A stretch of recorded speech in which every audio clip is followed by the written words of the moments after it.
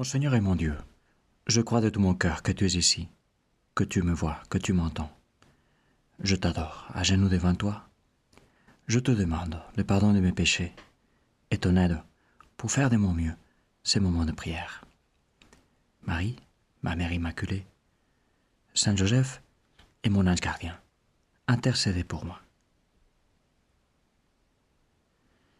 Quel spectacle entre glauque et curieux devait être de voir des centaines de cochons en s'écriant comme des possédés, parce qu'en fait ils étaient vraiment possédés, et en s'élançant dans la mer. Et puis, quel gâchis de charcuterie, n'est-ce pas? C'est l'épisode de l'évangile d'aujourd'hui, dont je t'avais parlé déjà par ces dates, il y a 2 ans. Moi, j'avais l'impression que c'était avant-hier. Mais par contre, voici 2 ans qui se sont passés comme un éclair. Eh bien, si tu veux le réécouter, je te laisse les liens vers cette méditation sur l'app, parce qu'aujourd'hui, je voudrais plutôt revenir sur l'évangile de hier dimanche, si riche de sens, l'évangile des béatitudes. Peut-être tu l'as remarqué, dans les béatitudes, Jésus n'est pas tout simplement en train de nous indiquer d'agir de telle ou telle façon. Il est en train de constater aussi que ces béatitudes existent déjà dans le monde, qu'il y a des gens qui sont comme ça. D'abord, lui-même. D'abord, c'est un portrait de toi-même, Jésus. Mais ensuite, il y a les gens qui sont comme toi, sous cet aspect ou sous cet autre. Heureux le pauvre, heureux le cœur pur. Ils sont là et ils sont heureux. Et bien sûr, Jésus, tu nous invites à être comme toi et comme eux. Mais peut-être la première chose pour le faire, c'est précisément d'ouvrir grand les yeux et découvrir ces béatitudes incarnées ici et là. Découvrir Jésus incarné ici et là, dans cette personne, dans ses gestes. Parce qu'en fait, n'est-ce pas précisément ça qui nous fait nous convertir une fois à une autre? De voir la bonté dans une personne. Oui, d'accord, on voit aussi la mesquinerie, la mauvaise foi, l'égoïsme, et ça peut nous rendre cyniques, ça peut, se contagier sur nous. Mais est-ce qu'on a des yeux aussi pour la générosité, pour la délicatesse, pour l'amabilité, de sorte qu'on veuille être plus comme toi, qu'on te laisse, Jésus, t'incarner en nous. Je pensais à tout ça en lisant il y a quelques jours un très beau commentaire de Luigino Bruni, qui est un écrivain italien très suggestif. Il faisait un commentaire à propos d'une des béatitudes. Et dans ces moments de prière, j'aimerais faire le zoom sur elle. C'est la douceur. Heureux le doux, car ils recevront la terre en héritage. Je vais aussi te laisser le texte de Bruni en traduction française pour que tu le puisses lire tranquillement. Tu le trouves aussi sur l'app. Moi, de mon côté, je vais rester sur l'une ou l'autre des intuitions très belles qu'il partage. En commençant par le mot lui-même. En français, tu vois, on dit souvent douceur, mais il y a aussi les mots mansuétude, un peu plus culte, qui remonte au latin et qui signifie tel quel le fait d'être habitué à la main. Mansuétude. Comme le mouton qui s'est habitué à la main du berger, ou les chiens qui s'est habitué à la main de son patron, et il se laisse caresser, il se laisse mener, il sait suivre des directions. En fait, c'est dans ce sens qu'on dit des animaux qu'ils sont doux, n'est-ce pas? Parce qu'ils sont apprivoisés, domestiqués.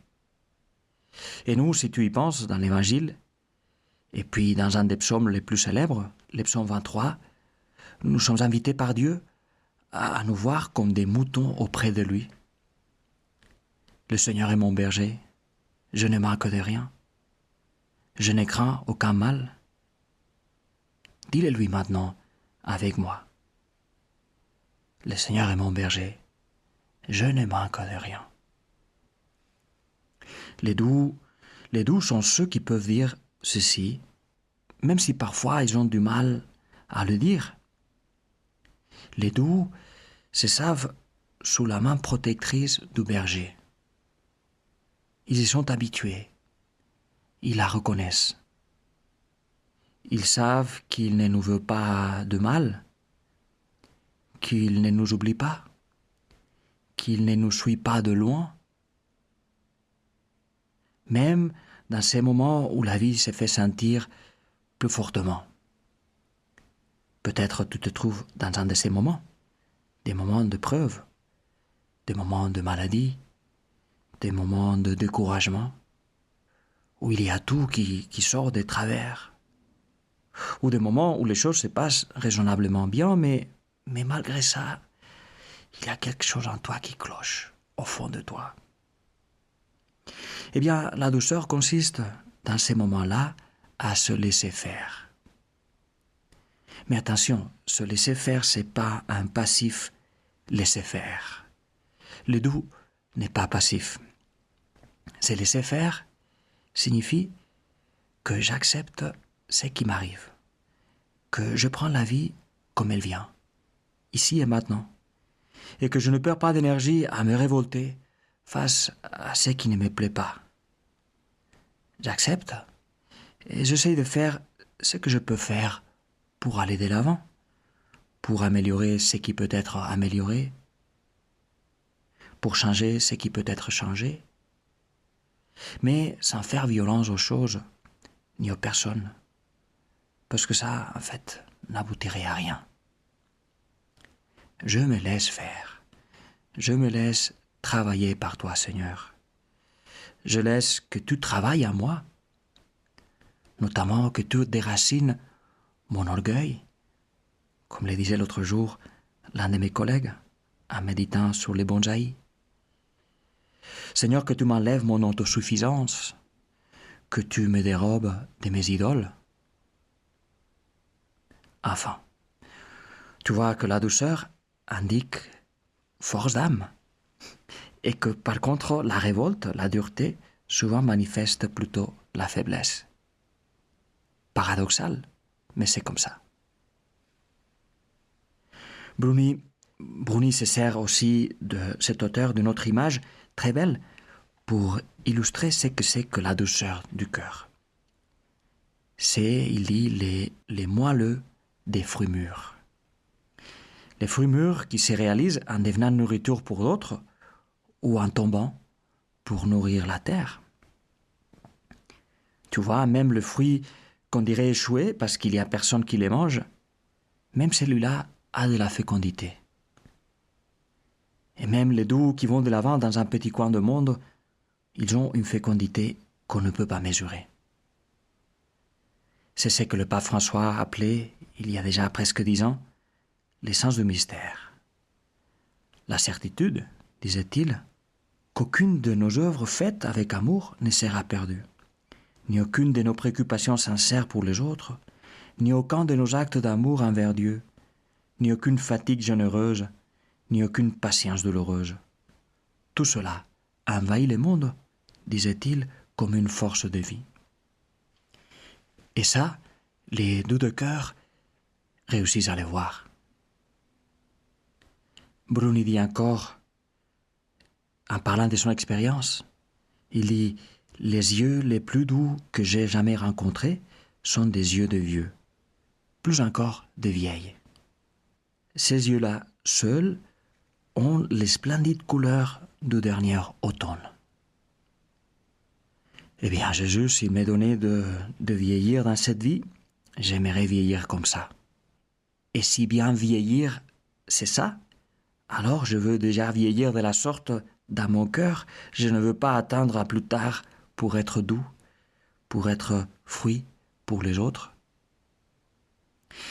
Il y aurait encore tellement à dire, mais j'en reviens au début, aux mains, à la mansuétude. C'est parce que le doux se laisse porter par Dieu, parce qu'ils se laissent caresser par lui, qu'ils savent aussi eux-mêmes caresser, prendre soin des autres. Et c'est pour ça que Jésus, tu nous dis que les doux hériteront la terre, qui la posséderont. On parle de nos jours de la force des soft powers, des pouvoirs doux. Eh bien, le vrai soft power, c'est lui qui envahit la terre discrètement, patiemment, et plus sûrement que le hard powers, les hard powers qui dominent les titres de journaux. Eh bien, c'est soft power, c'est la douceur. Et pour ça aussi, bienheureux les doux. Je te remercie, mon Dieu, des beaux désirs et des lumières que tu as semés dans mon cœur pendant ces moments de prière. Je te demande de m'aider à les faire fructifier. Marie, ma Mère Immaculée, Saint Joseph et mon ange gardien, accompagnez-moi toujours en chemin.